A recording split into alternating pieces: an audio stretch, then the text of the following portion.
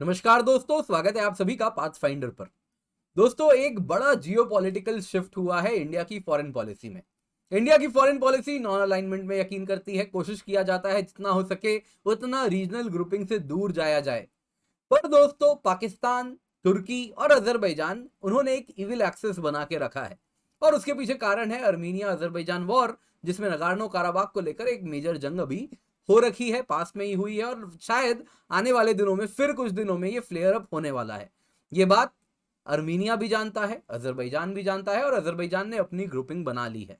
दोस्तों, इसी को देखते हुए अर्मीनिया ने इंडिया और ईरान को मनाया है कि वो उसके साथ एक ऑल्टरनेट ग्रुपिंग बनाए, जिसके अंतर्गत इंडिया, ईरान और अर्मीनिया ने रिसेंटली एक ट्राईलैटरल ग्रुपिंग बना ली है। दोस्तों, हो सकता है आप लोगों ने ये तस्वीर देखी होगी और ये तस्वीर दिखा रहा है किस प्रकार से तीनों देश पास आ रहे हैं और इन्होंने साफ साफ कह दिया हमने एक ऑफिशियली ट्राईलैटरल ग्रुपिंग बनाई है, जिसके द्वारा इन तीनों देशों के बीच में जो टाइज हैं उनको डीपन किया जाएगा और साथ में कोऑपरेशन भी किया जाएगा।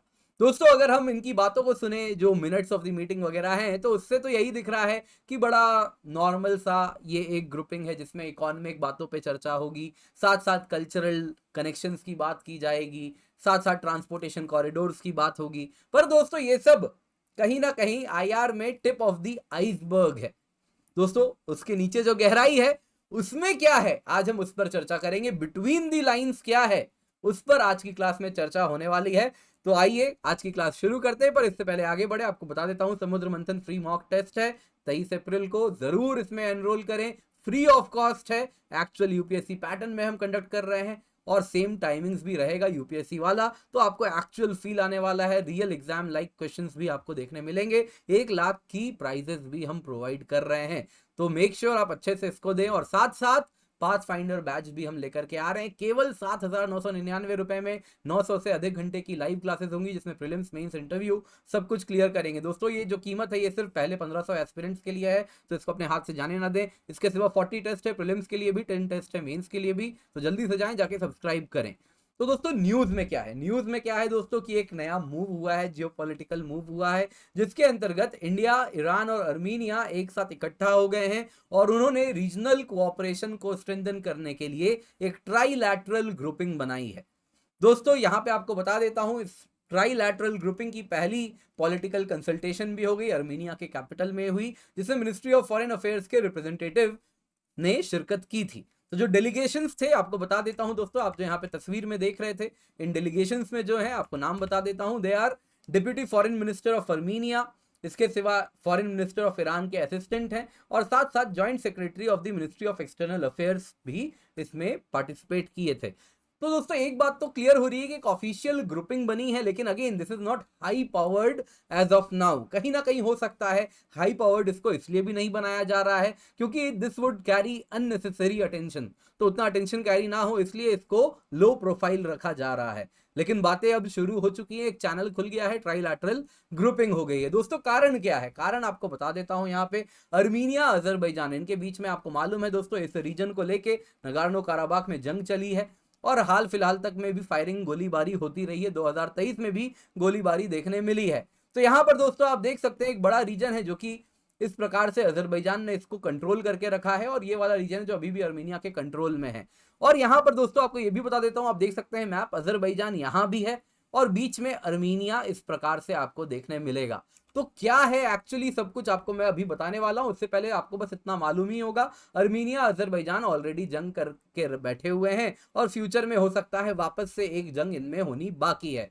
तो दोस्तों, ये जो ऑफिशियल मीटिंग हुई है अभी, पहले उसकी बात कर लेते हैं। तो जो ऑफिशियल बातें जो प्रेस में आया है वो यही है कि इकोनॉमिक इश्यूज पे चर्चा हुई, रीजनल कम्युनिकेशन चैनल्स बनाएंगे, ये कहा गया, cultural and people to people contacts को बढ़ावा दिया जाएगा और ये सारी बातें हुई हैं, ट्राईलैटरल कोऑपरेशन के अंदर किया जाएगा। इसके सिवा बोला गया कि भाई international north south transport corridor है जो कि फ्रेट कॉरिडोर है, इस प्रकार से आप देख सकते हैं मुंबई से शुरू होता है और यहाँ से फिर आप देख सकते हैं आईएनएसटीसी रूट होते हुए सेंट पीटर्सबर्ग तक आपको चलता हुआ दिखेगा, जिससे मुंबई से मॉस्को जो गुड्स की मूवमेंट है वो कम कीमत पे कम टाइम में की जा सके, उसी को ध्यान में रखते हुए आईएनएसटीसी कॉरिडोर बनाया जा रहा है। ये रूट अगर आप देखें तो दोस्तों एक गेटवे होगा इंडिया के लिए, जिसके द्वारा इंडिया सेंट्रल एशिया, अफगानिस्तान दोनों को एक्सेस कर सकता है। तो ये सारी बातें तो दोस्तों ऑफिशियली हुई है। आईएनएसटीसी आपको बता देता हूं, रशिया, ईरान और इंडिया ने 2002 में साइन किया था। पर दोस्तों अब चर्चा करते हैं बिटवीन द लाइंस क्या एग्जैक्टली हो रहा है। तो दोस्तों जैसा आप जानते हैं, नगार्नो काराबाख रीजन में अजरबैजान और अर्मीनिया में जंग हुई। उसमें अजरबैजान के सपोर्ट में टर्की या तुर्की और पाकिस्तान दोनों आ गए थे सितंबर 2020 के नगार्नो काराबाख वॉर में। हालांकि दोस्तों उस जंग में अर्मीनिया की हार हो जाती है। उसके बाद से अर्मीनियन स्ट्रेटेजिस्ट एक बात समझ गए हैं कि उनको एक रिलायबल मिलिट्री, इकोनॉमिक और डिप्लोमेटिक पावर चाहिए, जो उनको लगता है भारत होगा। दोस्तों मैं कह रहा हूं बार बार वापस जंग होगी, वापस जंग होगी, क्यों होगी? आपको ये मैप सब कुछ बता रहा है क्यों मैं ऐसा कह रहा हूं जब मैं कह रहा हूं कि वापस से जंग होगी। तो दोस्तों यहाँ पे आप देख सकते हैं दोस्तों, दिस इज अर्मीनिया, यहाँ पे अजरबैजान के कंट्रोल्ड इलाके हैं ये, और यहाँ पे आप देख सकते हैं दिस इज ऑल्सो अजरबैजान। अब दोस्तों यहाँ पे अगर आप देखें तो दिस इज मेघरी कॉरिडोर। ये मेघरी कॉरिडोर क्या है दोस्तों? ये अजरबैजान के दो कोनों को जोड़ता है। अब जाहिर सी बात है इस मेघरी कॉरिडोर पे अजरबैजान का कंट्रोल नहीं है, और वो नहीं चाहेगा अपने एक रीजन को ऐसे अलग थलग रखना, वो हमेशा चाहेगा इसको जोड़ना।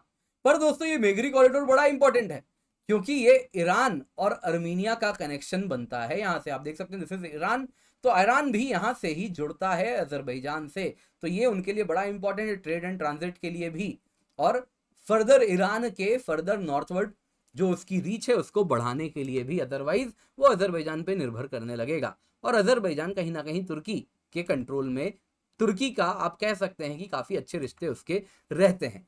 तो अब यहाँ पे दोस्तों इस वजह से लग रहा है मेघरी कॉरिडोर को ध्यान में रखते हुए वापस से जंग होगी। पास्ट में भी जंग हो चुकी है, और अब that will be the final chapter. तो अर्मीनिया भी ये बात जान रहा है, और इसमें इंडिया से वो reliable military, economic, diplomatic power की उम्मीद भी कर रहा है। इंडिया ने दोस्तों, आपको बता देता हूं मैं, कहीं से भी आप देखें तो अर्मीनिया को कहीं से भी नजरअंदाज नहीं किया है। उसके रिक्वायरमेंट्स को पूरे तरीके से फुलफिल किया गया है। उसे स्वाति रडार दिया गया है, पिनाका मिसाइल्स भी गए हैं, और भी बातों में है कि और भी बहुत सारी चीजें प्रोवाइड की जाएंगी, डिफेंस इक्विपमेंट्स प्रोवाइड किया जाएगा अर्मीनिया को अजरबैजान से यदि जंग होता है तो दोस्तों अब यहाँ पे आप समझ गए हैं किस प्रकार से अर्मीनिया अजरबैजान जंग कर रहे हैं, और पाकिस्तान और तुर्की दोनों ने उसका सपोर्ट किया है। अब देखते हैं तुर्की और अजरबैजान में क्या समस्या है। दोस्तों अगर हम तुर्की अजरबैजान देखें, मतलब क्या रिलेशंस है, तो वो तुर्की अजरबैजान में जो डिफेंस पार्टनरशिप है वो बहुत तेजी से मजबूत हो रही है। अजरबैजान का जो प्रेफर्ड डिफेंस पार्टनर है वो तुर्की हो गया है। उसने, कहा जाता है कि जो नगार्नो काराबाख वाली वॉर हुई है, हाल की भी जो जंग हुई है, उसमें जो कॉम्बैट ड्रोन्स अजरबैजान को तुर्की ने दिए थे, उसने बहुत डिसाइसिव रोल प्ले किया था उस वॉर में, और उसी वजह से अर्मीनिया को शिकस्त या फिर हार भी देखना पड़ा था। दोस्तों अगर हम तुर्की पाकिस्तान की बात करें तो आप जानते ही तुर्की पाकिस्तान के रिश्ते बहुत मजबूत हैं। पाकिस्तान के अब वो टॉप 3 आर्म सप्लाइंग कंट्रीज में से एक तुर्की हो चुका है। इसमें से अगर रिसेंट एडिशन की बात करूं तो सुपर बैरक्तार या फिर बैरक्तार अकिंची ड्रोन्स भी पाकिस्तान को तुर्की ने दिए हैं, और तुर्की का पहला कस्टमर इन स्पेशलाइज्ड ड्रोन्स का पाकिस्तान है। तो आप देख सकते हैं कि इस प्रकार से इनमें एक एक्सेस बनी है, और इसी का काउंटर बन रहा है इंडिया ईरान अर्मीनिया ग्रुपिंग। दोस्तों यहां पे आपको बता देता हूं तुर्की और ईरान, दोस्तों यहां पे एक्चुअली क्या है, ये जो 3 देश है ना, तीनों में आपस में कहीं ना कहीं टेंशन है। तुर्की ईरान में है, पाकिस्तान इंडिया में है, अजरबैजान अर्मीनिया में है। अजरबैजान अर्मीनिया में कैसे, मैंने आपको बता ही दिया किस प्रकार से टेरिटोरियल कन्फ्लिक्ट वहां चल रही है नगार्नो काराबाख और बाकी रीजन्स को लेकर के। तुर्की ईरान में क्या है दोस्तों, आपको बता देता हूं। तो अगर आप देखें तुर्की ईरान में, यहाँ पे जो पूरी समस्या है इनके बीच में वो है सीरिया को लेके। सीरिया में दोस्तों जिनकी रिजीम है दैट इज बशार अल असाद। बशार अल असाद वैसे खुद क्या है, शिया है, और इसीलिए ईरान उनको सपोर्ट करता है।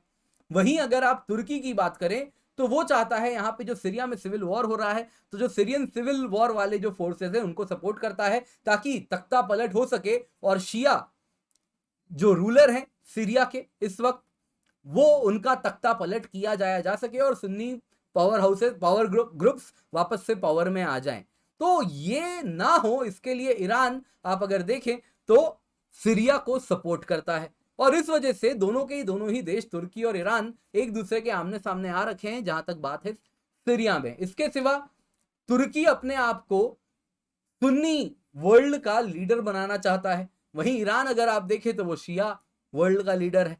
तो इस तरीके से भी अब दोनों शिया सुन्नी तक सीमित नहीं रहना चाहते, दोनों कहते हैं कि हम तो इस्लामिक दुनिया के खलीफा बनना है हमें, वी आर द एक्चुअल मतलब rulers kind of the entire Islamic world, खलीफा है हम तो लेकिन जाहिर सी बात है ये दोनों ही एक दूसरे का ग्रोथ चाहेंगे नहीं, क्योंकि दोनों सेम मुस्लिम वर्ल्ड पर ही अपना पकड़ बनाना चाहते हैं। तो यहां पे भी इस वजह से आप देखें तो तुर्की और ईरान एक दूसरे के आमने सामने खड़े हैं। स्पेशली बशार अल असद वाला कारण बड़ा इंपॉर्टेंट है इसमें। जहां तक बात है दोस्तों India Pakistan, it needs no introduction, आपको मालूम ही है इंडिया पाकिस्तान में क्या इशू है। तो अब आप समझ रहे होंगे क्या बिटवीन दी लाइंस खिचड़ी पकी है, किस प्रकार से इंडिया ईरान अर्मीनिया जो ग्रुपिंग बनी है ये आने वाले दिनों में आप बार बार न्यूज में सुनते रहेंगे। ये काफी टाइम तक आपको बहुत कुछ एक्टिविटीज भी इस ग्रुपिंग में अब देखने मिलेगी। और जाहिर सी बात है यहाँ पे सिर्फ और सिर्फ डिफेंस कोऑपरेशन नहीं होगा, इकोनॉमिक पॉलिटिकल बाकी कोऑपरेशंस भी इन देशों में होते हुए दिखेंगे आने वाले दिनों में। दोस्तों आज की क्लास पसंद आई होगी तो लाइक जरूर कीजिएगा। आप समुद्र मंथन फ्री मॉक टेस्ट में जरूर जुड़ें। UPSC CSC GS, UPSC CSC CSAT दोनों का ही हम एग्जाम करवा रहे हैं, तो मेक श्योर इस मॉक टेस्ट का हिस्सा बने। रैंक 1 2 3 को सैमसंग टैबलेट है, इसके सिवा अमेजन गिफ्ट वाउचर्स हैं। पाथ फाइंडर बैच में भी जल्दी से जाएं, एनरोल करें, पहला पिन कमेंट देखें, वहां पे आपको लिंक मिल जाएगा। 1 जून से क्लास स्टार्ट हो रही है, 900+ आवर्स हैं लाइव क्लास के, यूपीएससी एक्सपर्ट्स कंडक्ट करा रहे हैं। और पहले ही 1500 एस्पिरेंट को है अर्ली बर्ड ऑफर है, जिस कीमत पे आपको ये प्राइस ऑफर किया जा रहा है। एंड टू एंड कवरेज है, प्रीलिम्स का भी, मेंस का भी, इंटरव्यू का भी। 40 टेस्ट हैं प्रीलिम्स के, 10 टेस्ट हैं मेंस के। और अगर आप अहमदाबाद या गुजरात में है तो 27 अप्रैल 2023 को Unacademy store Ahmedabad LD engineering college के सामने जो है वहां पर मैं मिलने आ रहा हूं। तो आप जरूर आइएगा सुबह 11 बजे, आपसे मिलके मुझे बहुत खुशी होगी, बहुत अच्छा लगेगा।